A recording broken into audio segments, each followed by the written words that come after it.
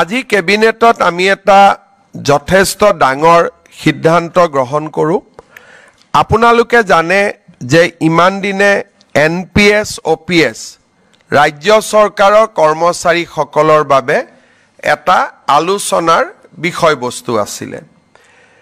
ভাৰত চৰকাৰে এটা সিদ্ধান্ত গ্ৰহণ কৰিছিল যে 25 বছৰ কাম কৰি থকা যিসকল চৰকাৰী কৰ্মচাৰী তেওঁলোকে যেতিয়া ৰিটায়াৰমেণ্ট হয় তেওঁলোকক আমি পুৰণি পেনশন আঁচনিৰ দৰেই আমি পেনশন প্ৰদান কৰিম।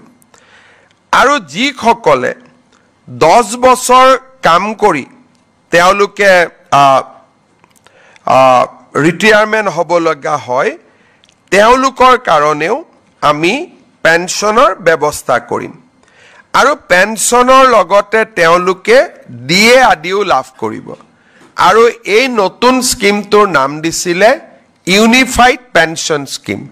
তাৰ মানে OPS আৰু NPS দুইটাৰে সামঞ্জস্য ৰাখি ভাৰত চৰকাৰে চৰকাৰী কৰ্মচাৰীসকলক নিশ্চিতভাৱে পেনশন প্ৰদান কৰিবলৈ ইউনিফাইড পেনশন স্কিম আৰম্ভ কৰিছিল। দেশৰ 4খন ৰাজ্যই ইউনিফাইড পেনশন স্কিম এতিয়ালৈকে গ্ৰহণ কৰিছে।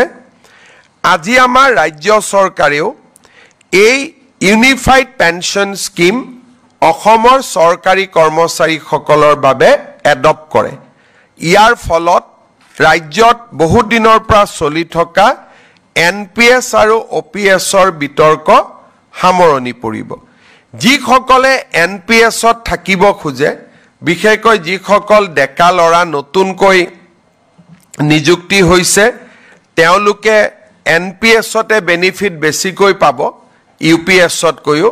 কিন্তু আমি দুইটা অপচন তেওঁলোকৰ বাবে খুলি দিছোঁ যে তেওঁলোকে নিজে বিচাৰিলে NPSতো থাকিব পাৰিব বা তেওঁলোকে UPSতো যাব পাৰিব।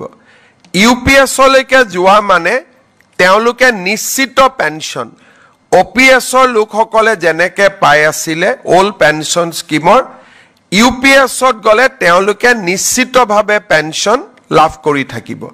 আজি এই আঁচনিখন ৰাজ্য চৰকাৰৰ কেবিনেটে গ্ৰহণ কৰে আৰু এবছৰৰ ভিতৰত কৰ্মচাৰীসকলে সিদ্ধান্ত ল'ব পাৰিব যে আমি NPSত থাকিম নে আমি UPSলৈকে যাম। ইয়াৰ ফলত ৰাজ্যত চলি থকা বা দেশত চলি থকা এটা বহুদিনীয়া বিতৰ্কৰ সামৰণি পৰিব বুলি আমি আশা কৰিছোঁ। আজি কেবিনেট